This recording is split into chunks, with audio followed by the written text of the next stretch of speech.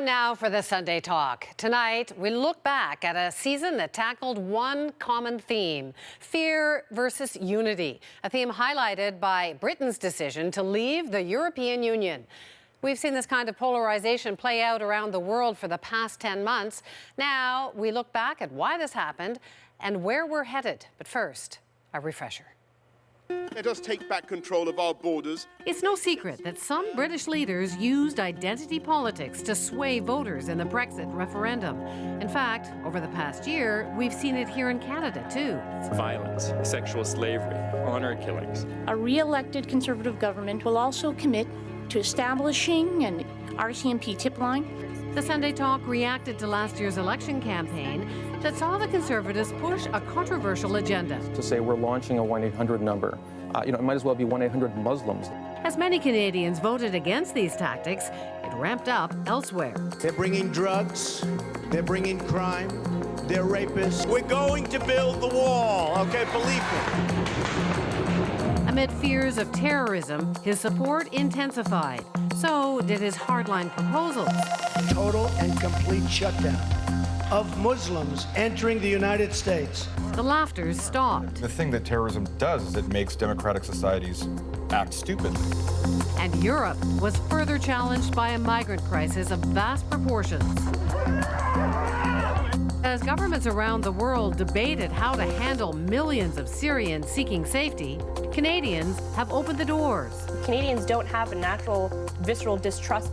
But one thing the past year's shown us is politics can be unpredictable.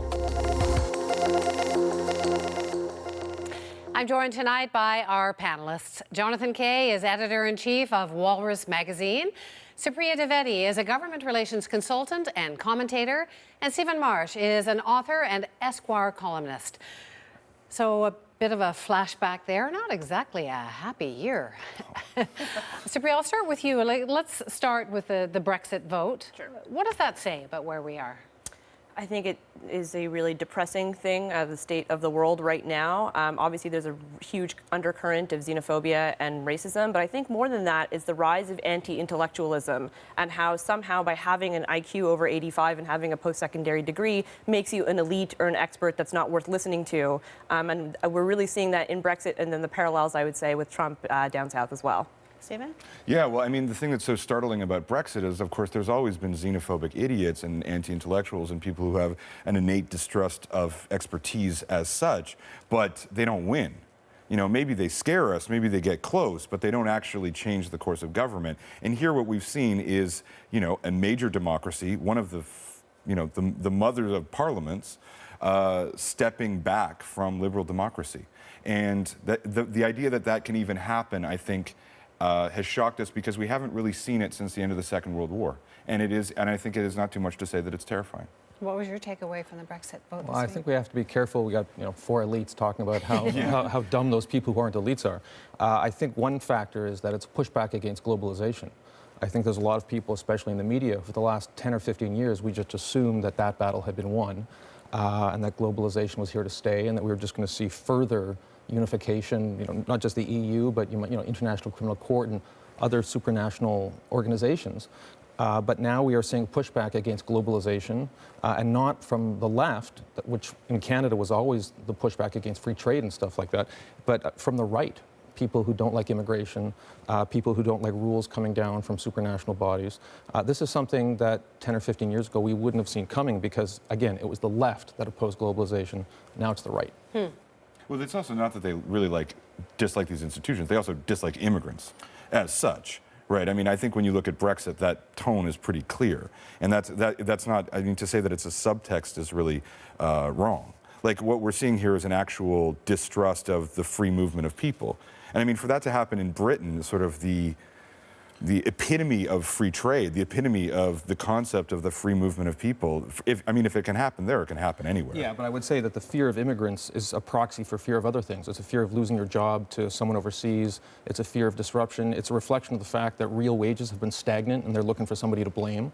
So I mean, there's huge phenomena here that are under the surface. People they are blaming are brown people. They're not exactly blaming, you know, the globalization forces or free markets. They are blaming. I agree, but one of the reasons this isn't happening as much in Canada is simply because the economy here is better. There's more of a safety net, and there's just less reason for people to freak out and look for a scapegoat. Well, we're different. I mean, we're in a different situation because we don't have uncontrolled immigration, or not anywhere near the same scale as anywhere else in the world faces, and also because we had 1995 and we already looked in the chasm, the abyss of what ethnic nationalism could have done to our country.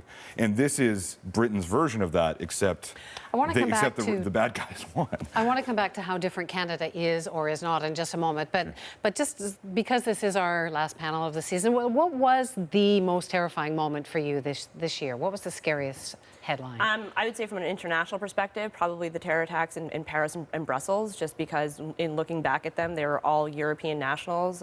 This wasn't an exportation of Wahhabism. This was people getting radicalized as, you know, as citizens. And I think for me, even though it represents a very, you know, the rational part of your brain says terrorism is something that you're more likely to get hit in your car when you drive in your car, but there's this aspect of it that's out there that is just viscerally, you know, it's scary, and there's a reason why they do it.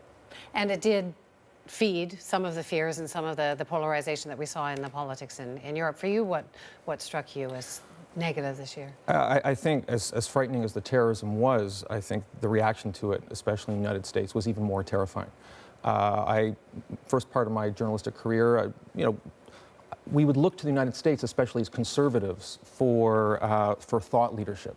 A lot of Canadian conservatives would look to you know, people like Reagan and Dole and say, you know, even George W. Bush, and say, well, you know, let's take inspiration from their conservative ideas. And you're not looking up to Donald Trump. But this is an amazing moment. I mean, we're observers here in Canada, but it's shocking, and not just in regard to Muslims. You know, like Trump got in front of a camera and made fun of a disabled reporter, and actually parroted the movements of somebody who is disabled. He's made fun of women. And it is frightening to think that this country, still our biggest trade partner, we used to completely take our lead on the conservative side of politics from what they were doing. To see them descend into this farcical level is, even from the point of view of a Canadian observer, it is a weird and frightening thing. What was the scariest moment for you this year? To me, it was Trump saying, we're going to build a wall with Mexico and they're going to pay for it, and then his numbers going up. Because that was the point where you realized that all rationality was just out the window, and that everything that you thought about the nature of gaffes in politics was gone. And the truth is, we have, you know, I mean, terrorism is terrifying. All of these things are terrifying. But the fact that such a man could have at his disposal the American justice system, the FBI, the CIA, the American military, the nuclear codes, like, you know, this is something that we have not seen before. There have been terrorists for a long time, 15 years we've been struggling with them. But the idea, if that happens, if Trump gets the power that he might get through the presidency of the United States, then the whole international order has to be rethought, which is based on a sensible, rational actor being in the White House. And if that's gone, I mean, where are we? Like, where are we? That's the scariest. What's the most enlightening moment? What made you think, oh, I've really learned something here? Well, I think we've learned something about Canada, because the fact that Canada stands as an exception to this global trend, that we have no significant constituency against immigrants, we have no significant constituency against international integration. We've been telling ourselves all our lives that Canada's special. We've only kind of half meant it. Now, for the first time in my journalistic career, I actually can look around and say, in this important way, we actually are special. You didn't think we were? Well, I said it, but I didn't really mean it. You know, and the reasons we used to give, well, you know, we have socialized medicine and we have multiculturalism. But I mean, it was always kind of like government programs, and now we're actually seeing something that's substantial, that pretty much every European country and the United States have these juvenile nativist movements, which are truly phobic, and Canada has no significant constituency for that. That is an amazing thing. So where does Canada fit or not fit into the themes of polarization that we're seeing in most of the Western world? Well, I'd agree with John, and I would say that we're definitely not as bad. I wouldn't go so far as to say there's no major constituency. I mean, it's not as if the Conservatives were decimated in the last election by playing the niqab ban card or by the barbaric cultural practices. I mean, they lost. They lost, but I mean, the Liberals only won with 39% of the vote. So it's not as if they won with like this huge sweeping popular vote majority. By Canadian standards, it was a crushing victory. Sure, yeah. That's because of the way the seat proportion ends up doling out. But in terms of popular vote, it wasn't all that hard. But to go back to your original question, for me, touching on John's point would really be seeing small town Canada really come to bat for Syrian refugees and holding, small town spaghetti suppers and congregating with their churches to be able to sponsor Syrian families. And, we expect that from people that are in Toronto or Montreal, but to really see the heart of Canada come to bat was really heartwarming, I think.